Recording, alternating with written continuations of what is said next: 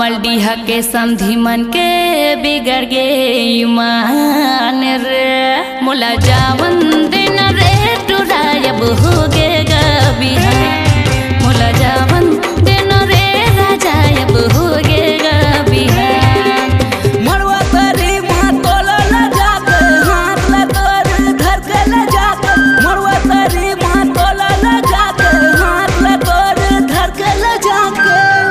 झन समझ पे मोला बेईमान।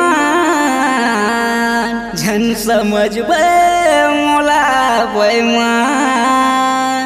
नहीं तो जावन देवा रे टूरी तोर दादा के बनू दामान। नहीं तो जावन देवा रे टूरी तोर दादा के बनू दामान।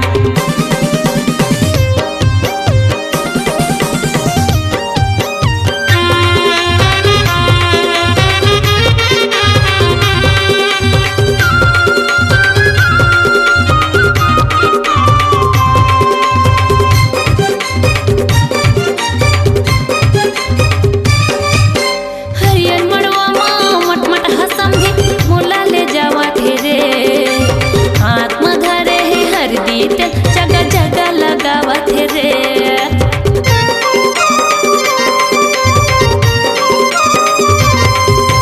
हरियर मड़वा माँ मटमट हसंदी मोला बलावत रे। हाथ में धरे है हरदी जगह जगह लगावत रे। मोला जावन दिनगा हाय दिलीप रे। मोला जावन दिन गा टुरायब हो गे रे बिहान। मोला जावन दिन रे बहायब हो गे गा बिहान।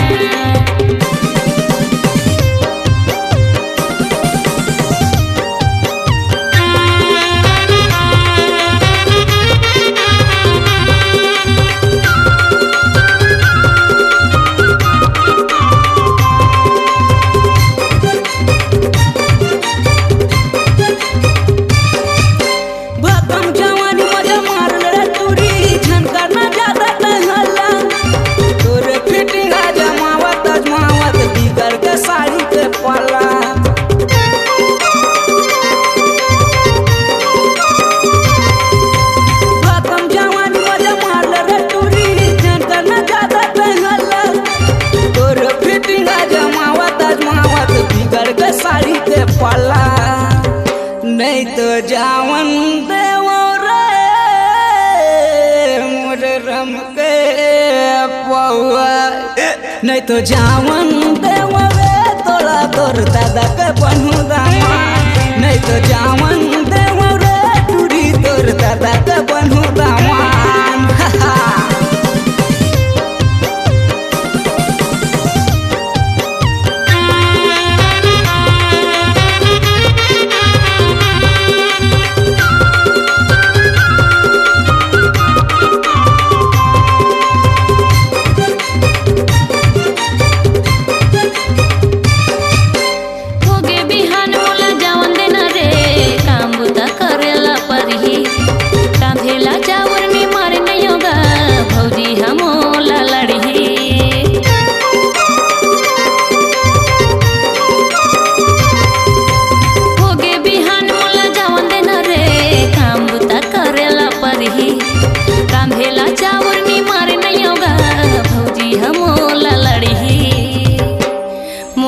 जावन दिनगा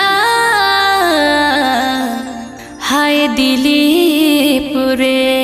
मोला जावन दिनगा बहायब हो गे रे बिहान। मोला जावन दिनगा बहायब हो गे रे बिहान। मड़वा तरी माँ मोला नचाथे हाथ ला मोरे खिंचत ले जाथे। मड़वा तरी माँ मोला ले जाथे हाथ ला मोरे खिंचत ले जाथे। इस समधी मन के बिगड़ गे ईमान। अनिल महंत के बिगड़ गे ईमान रे। मोला जावन दिनगा बहायब हो गे रे बिहान। मोला जावन दिनगा राजायब हो गे रे बिहान। मरवा तरी माँ तोला लगा के